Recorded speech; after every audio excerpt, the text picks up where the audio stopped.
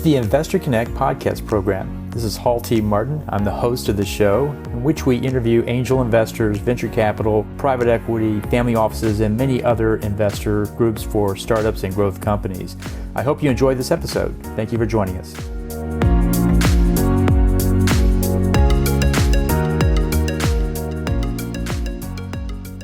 Well, hello, this is Hall Martin with Investor Connect. Today we're here again with Chris Easel, partner at Whistler Pearlstein. Whistler Pearlstein LLP is a Pennsylvania-based law firm specializing in business, employment, and corporate law.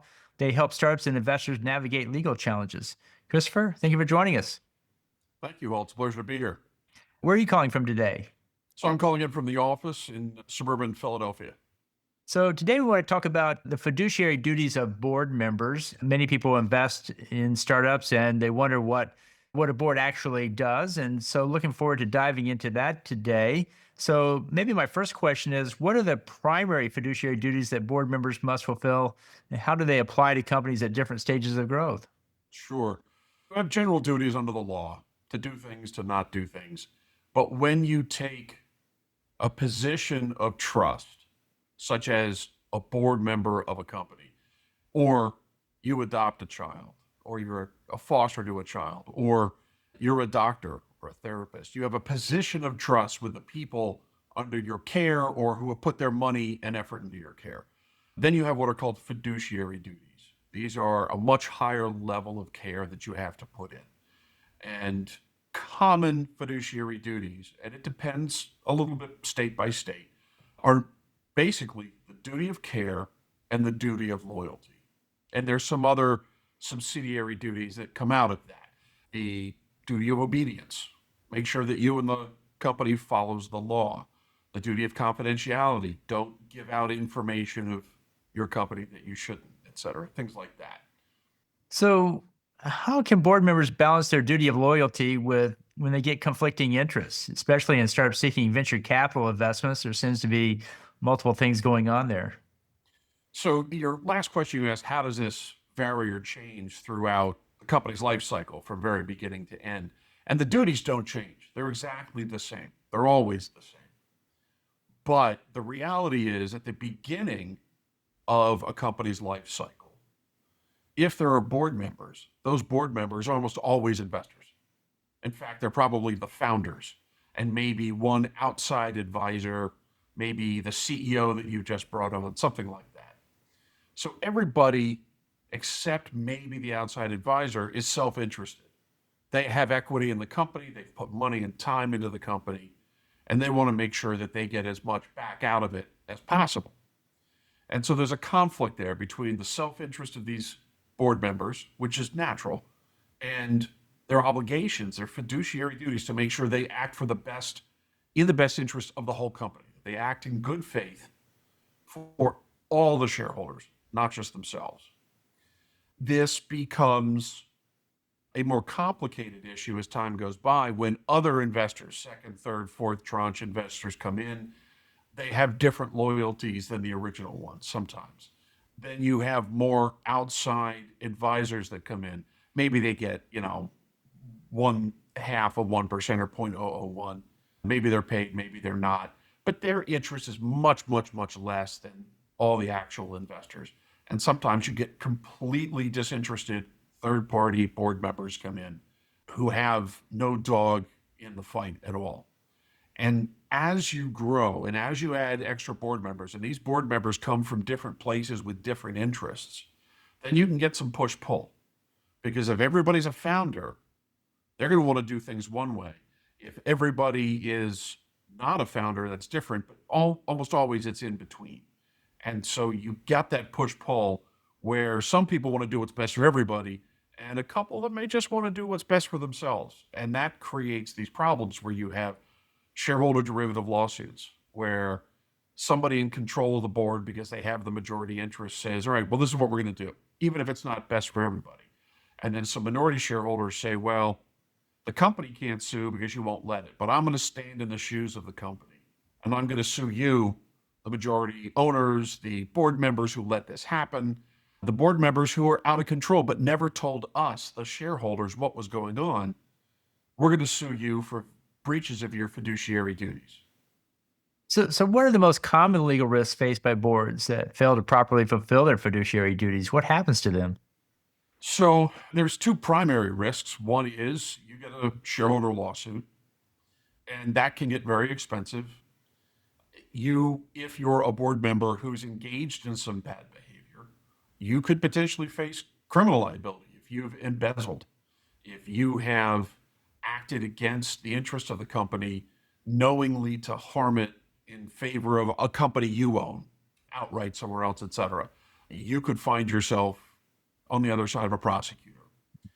If the company is large enough, there's enough money, it gets the attention of the SEC and regulators, you could have regulatory issues. You could be debarred, no longer allowed to be involved in a company where there is the sale of equity to anybody else, because the SEC has essentially said you're so untrustworthy, we can't have you involved anymore. And then there's what I would call second level problems. People come in and they want to invest money and they want to see what's happening, but then they see the problems that are created by board members who have not followed their fiduciary duties and they don't want to invest. Someone wants to buy the company, they see the mess that's there, they back off. You lose the trust of your employees, you lose the trust of the board members, you lose the trust of the shareholders, of the industry, because this stuff always gets out. Bad behavior by board members tends to be something that people really like gossiping about. And it's very hard to keep that quiet. So those are the major dangers that board members face if they don't, you know, do what is best for the company and make sure that they adhere to their fiduciary duties. Well, in what ways can inadequate documentation of decisions compromise the legal protection of board members? So documentation's a really big deal.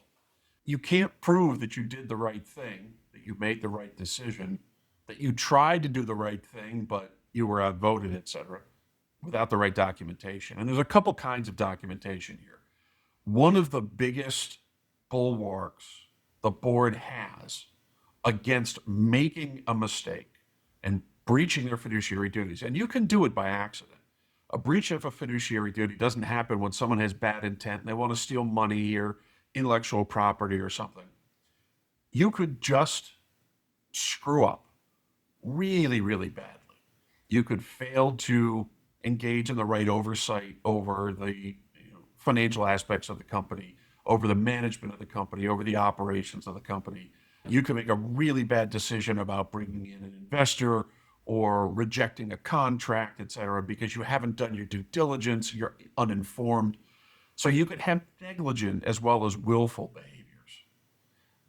Having policies and procedures that say this is how we're going to operate, and those are documents, and then documenting how you operate. We had this meeting, these are the people that were here, these are the subjects that were discussed, this is the vote, et cetera, can then show you have followed your policies, you've acted in good faith, you've done the best job you can. If the documents don't reflect that, if there's minutes and you have said in the meeting, this is a real problem, we need to have a third party audit because we're missing money that we should know where it is and we don't, and the rest of the board says, nah, don't worry about it, it's not a big deal, and you see in the minutes of the meeting that your objection, your concern is not there, then you need to make sure it either gets in there or you filed something, at least with the board, at least an email saying, hey, these minutes don't raise the issue I raised. They need to be there. The shareholders need to know. So at least you can show you've got a document that you did the right thing. You acted in good faith. You adhered to your duties, even though the others did not.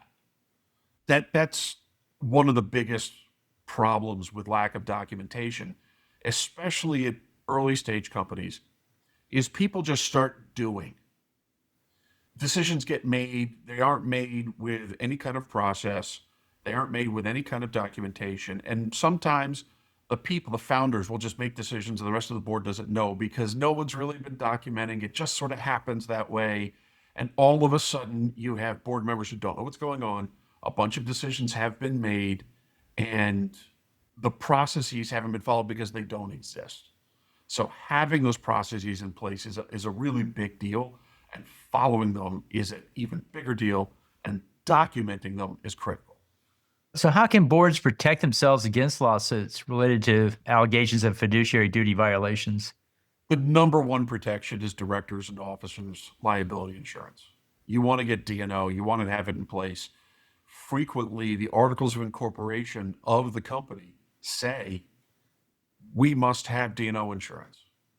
The articles will also frequently say, as long as everyone's acting in good faith, we will indemnify, we the company will indemnify these directors if they screw up.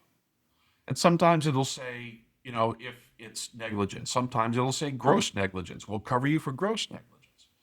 They'll never say we'll cover you for intentional behavior. And the basic defense there is I did the best I could. Mistakes were made. The company has to cover me if I get sued by a shareholder or somebody else because of what I have done. So you have insurance and you have the company indemnifying you. But then the next thing you want to do is have these policies and procedures in place. And I'm going to keep coming back to that. Process is your safety net as a board member. Documentation is your safety net. Transparency and disclosure are your safety nets.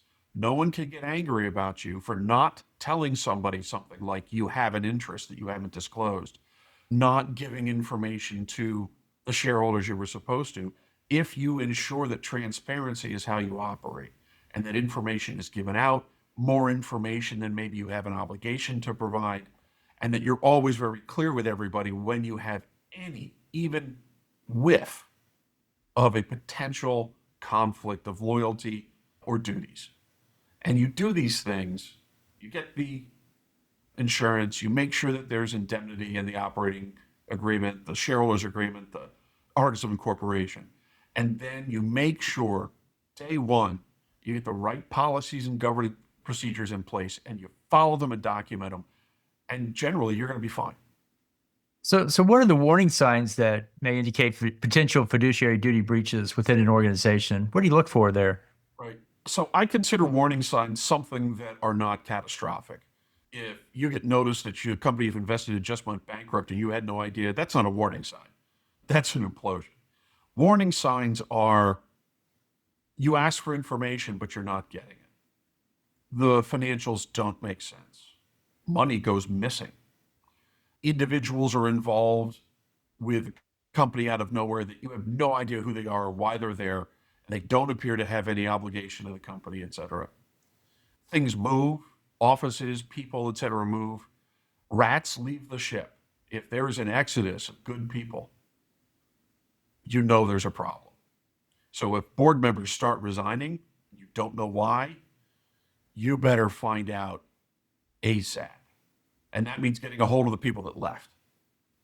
And if they say to you, well, I got some sort of settlement agreement, I can't talk. They have a fiduciary duty to the company and to you as a shareholder.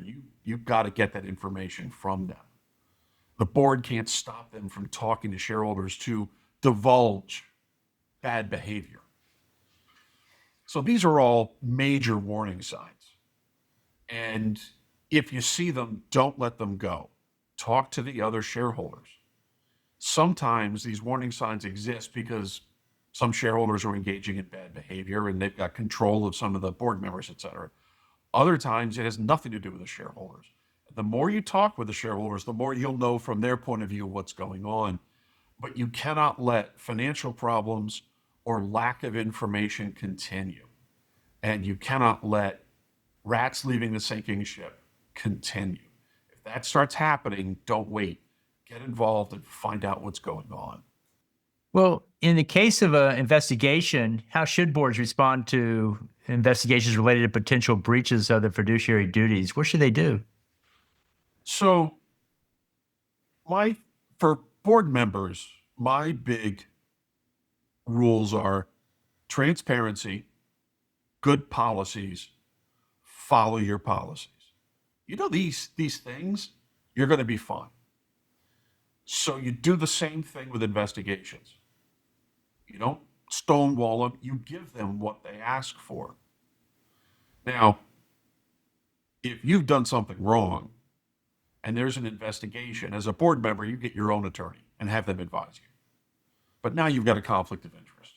How can you do the right thing by the company if you've hurt the company and you're trying to avoid liability? At that point, I think that board member has to step down. I think that conflict of interest is unwaivable and fundamental. But if you're a board and an investigation is happening, which is almost always because either the board has voted for it or the shareholders require it, you have to cooperate. You have to be transparent. You have to show them the documentation, hopefully, that you have been keeping from day one to show what's going on, and then answer the questions that have been asked. Anytime the board pushes back on a legitimately authorized investigation, that's not a red flag. That's 4 or 5 red flags. So how can boards implement effective policies to ensure ongoing compliance with their fiduciary duties? What do they do there? So, what I tell my clients is don't wear hats that you don't wear. If you are not a financial professional, don't do your own books. Don't run the finances of a large organization. If you are not very familiar with operations, don't start making operational decisions contrary to the experts in your company. Things like that. Here, unless you have experience with corporate governance, with these policies and procedures, don't Google it. Don't pull something down off the internet and just follow that, because your policies really have to be tailored to your company and your business operations, your cap table and structure, and what you want to do. Where are you going with this company? Are you going public? Is this just going to be making money for the owner for some time? Do you have an end date for a liquidity event? You really need to know this to put together a good set of policies. So that means getting someone who knows what they're doing. Frequently, that's someone like me, an attorney. Every once in a while, you can have a corporate governance specialist, someone who's not an attorney, but they've done an enormous amount of this work. And if they're on the board, they can then help you with that. But most boards are not normally equipped to do this because the law and the case law make clear what you need to have. And if you don't know that, if you're, not practicing in this area, I would say don't try it. Get the right person to do that. And this is another one of my mantras for my board member clients, which is get your professionals, get an accountant, get a lawyer. If you need a professional of another stripe, get them, get their advice. Because if you as a board member rely on the opinions of the professionals who advise you, it's very hard to hold you liable if those opinions are wrong. You're not an accountant. You're not a lawyer. You're just doing what the board was advised to do by the professionals. And if they screwed up, it's bad. It's not good, but it's not your fault as a board member if you followed reasonable advice of a professional. Well, in what ways does diversity on a board influence decision making and the fulfillment of fiduciary responsibilities? Right. So, one of the biggest problems with boards is culture, especially echo chamber culture. If everybody's the same, they're from the same place, they have the same backgrounds, and they all got together to do this one thing, they're all going to have very similar approaches and opinions most of the time. And they're going to reinforce each other. And sometimes they don't see the obvious. Sometimes they reinforce each other and make bad decisions that wouldn't be made. A diverse board is one that has people from different backgrounds, from different parts of the country. They have different socioeconomic backgrounds, different professions. Obviously, somebody related, with real input into what you do. You don't want to just pick random people. But the more you have a different set of viewpoints, the more likely you're going to see the pitfalls in front of you. Someone will see something that the others do not.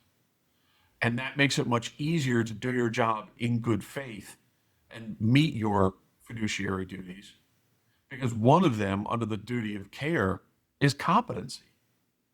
You need to know what you're doing. You need to make sure that you're informed about the business of the company, what's happening in the industry, so that you can make decisions. Board members don't just get to do whatever they do in their normal day-to-day lives and start making decisions about the business that they're a board member on. They need to be educated and understand it. And it's hard to do that if everybody is coming from the same place. You know, everyone is an engineer with a particular background from a particular school, et cetera. They're not going to see what someone who's got a background in finance or someone who's got a background in operations or human resources. They're not going to see these things. And very significant errors can occur. And the duty that gets broken there most of the time is the duty of care. You didn't keep yourself informed. You didn't do what you needed to do to make sure that you had the right viewpoints, you had the right information and advice. And so, what specific challenges do boards in highly regulated industries like healthcare and biotech face in meeting their fiduciary duties? So, one of the big problems with highly regulated industries is your duty of care, the duty to be educated and understand, is much harder to meet because it's a much, much more complicated business. If you're running a logistics business, there are a significant amount of regulations relating to trucking, to import, export, et cetera. If you're running a flower business, not so much. If you're running durable medical equipment businesses, then you've got FDA issues, you've got liability issues, you've got a whole host of state and federal regulations to be aware of. It is dizzying. And so you need to make sure that you're educated. This heightens your need for professionals. So you don't just need a lawyer. If you're running a pharma business, you need a healthcare attorney. You don't just need an accountant if you have complex financials. Because of this industry, you may need auditors. You may need a specialist who gets drugs through the FDA, a consultant who knows how to go through the process, what to do when, what the FDA wants to hear, because this is not what you do. You don't know it. Now you need that right expert to tell you. Your duty also, your fiduciary duties require you to oversee the company. Your duty of oversight is harder to satisfy if you have no idea what management should be doing, because it's a very complicated industry, what operations should be doing. You're just going to do whatever management tells you they think needs to be done, even if an experienced person in the industry would say, that's crazy.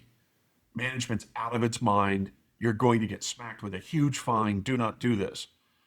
You need to know that. And that means if you don't have that expertise, you need to make sure the board has access to that expertise and get educated about it. So ethics, risk management, they can become much more difficult. And the gray areas are much harder to find. Gray areas are great areas for innovation, where either from a legal or a business or other point of view, you're not exactly clear what is and is not possible. Finding opportunity frequently happens in the gray areas. That's where some risk gets taken. You can't evaluate that properly if you don't know the industry because of how complex it is. But you also won't even see them. And so you could be missing very significant opportunities for the company that you're a board member. Making sure that you have the right people to tell you what's going on and keep yourself educated becomes much more difficult in a highly regulated industry. Well, a few years back, I made an investment into a startup, and 2 years in, the CEO filled out the board with basically junior employees and used that as cover to start making decisions to benefit the Right. CEO and at the expense of the investors. They would vote themselves higher salaries. They would decide not to pay vendors. They would put the company into near bankruptcy for those decisions just so they could take on more. And we went to the board. We went to the board and said, "You have a fiduciary duty. You're supposed to be representing the investors, and these votes are not representing the investor. You're representing the CEO. You have legal liability with that." But they were so junior, I don't think they really knew what the word Yeah. fiduciary meant. What should we have done in that situation? So, first of all, the CEO shouldn't be appointing board members. And if the CEO was doing that because they happened to be the majority owner and they were the founder, the documents that you signed to buy your interest, and then the resulting corporate documents, the shareholders agreement, et cetera, if they didn't have the right protections for you to have board members on, then that was the first error. And so your professional should have advised you on that. Next, you need to take a look at the law for the procedures for removing board members. Just because the documents say one thing doesn't mean that's the end of the story. The law, depending on what state you're in, will give you certain rights to do things anyway. And if the board is abusing its power, ignoring its duties, then you get a good attorney and you send a letter saying, you guys have a week to do A, B, C, D, E. If you don't, we're filing suit. And here is why. You violated this, you violated that, these duties, here's the law, and you'll be responsible for XYZ amount of dollars. You have X amount of time. You want to press them hard. You don't give them a lot of time. You want to put their feet on the fire, because the only time you're going to get movement is when they feel pain. And what you hope for is that these junior people who don't know what they're doing, one of them has somebody, a parent, a relative, a friend, who says, get your own attorney. And that attorney will sit down and look at everything and say, well, you got a problem. And that junior person will then tell their friends, the other junior people, oh my God, my lawyer said I've got a problem. I could be liable for hundreds of thousands of dollars, et cetera, et cetera. All of a sudden, everybody gets upset because now they realize they've been taken for a ride by the older founder CEO who they all thought was a mentor, but was using them. Well, that's good advice. We're going to remember that for the next round for sure. And I sure hope you don't have to. I hope so as well. We've learned our lesson for sure on that one. Well, in the last few minutes that we have here today, what else should we cover that we haven't? One of the issues is, what if you're a board member? Because it's one thing if you're a investor and you see things happening. What if you're a board member and things don't feel right? Things are strange. You're not getting information. Decisions are being made without your even knowing, et cetera. Get out. You resign in writing. You say, I'm resigning because I'm not getting information. I'm not getting input. Decisions are being made without me. You cover yourself to make sure it's clear that you had nothing to do with the things that have been happening, and you resign. Because the sooner you resign, the sooner your obligations, your fiduciary duties are cut off, and the less liable you are going to be. So you need to be very, very careful about other people's bad behavior too. You can't just sit there and let this behavior happen. You may actually have an obligation to go talk to the shareholders and let them know. And again, that means finding your own attorney to give you advice on how to do that. So just sitting there and letting other people do bad things and saying, oh, I had nothing to do with it, that's not going to be good enough. And so board members need to be aware of that. The other thing is, always put everything in writing. I'm dealing with a matter, very, very complex matter with an enormous amount of money involved, where a board member who had come in with a lot of money, invested a lot of money, said to the company, okay, we're going through this next step. I've got X millions of dollars. It's in the bank. I found these other investors to come in. They're going to invest through my entity. We're going to put the money in. Go ahead and start these projects that were expensive. And the board said, fine. Money never came in. Now, the reason the money never came in may be because that particular board member was hoping the company would get very desperate and they'd be able to buy the rest of it on pennies on the dollar, because there was a staggering amount of value in that company. Make sure, if you're a board member, no matter how much you trust anybody, other board members, et cetera, you get it in writing. If they say they're going to put the money in, get a contract that says we're putting the money in. Don't go making decisions that put the company into a bad position and take the risk that somebody's not going to put the money in they said they're going to put in, or whatever else it was. No matter how much you trust people, your obligation is not to the friend, the mentor, the colleague that you trust. Your obligation is to the shareholders. And so you always have to keep that in mind and say, if I didn't know the people I'm dealing with, would I be getting a contract? Would I be getting something in writing, et cetera? And if the answer is yes, you do it. And if your friend or colleague gets upset and says, you don't trust me, et cetera, you can simply say, I have no choice. This is again where it's good to have general counsel. Nothing I can do. My attorney's a jerk. He's making me do this. I mean, that's what we're here for. Attorneys are here to take that flack. We're here to get run over by that bus. It's the first course we get in law school, and it's the last course we get before we go out. So most of your attorneys will be willing to say, yeah, use me as the bad guy. And that way you can have some cover from that flack while at the same time doing what you need to do. Well, that's great advice. So how best for listeners to get back in touch with you? My website is www.wisperl.com, Wispearl. We have the General Counsel Initiative for small and emerging growth companies and mid-sized organizations that want to outsource the general counsel function. You can see some of the information there on that. And you can always reach me at CEZOLD, that's CEZOLD at wisperl.com. Great. We'll include those in the show notes. I want to thank you for joining us today and hope to have you back for a follow-up soon. Thank you all. It's an absolute pleasure to be here. Investor Connect helps investors interested in startup funding. In this podcast series, experienced investors share their experience and advice. You can learn more at investorconnect.org. Paul T. Martin is the director of Investor Connect, which is a 501c3 nonprofit dedicated to the education of investors for early-stage funding. All opinions expressed by Hall and podcast guests are solely their own opinions and do not reflect the opinion of Investor Connect. This podcast is for informational purposes only and should not be relied upon as a basis for investment decisions.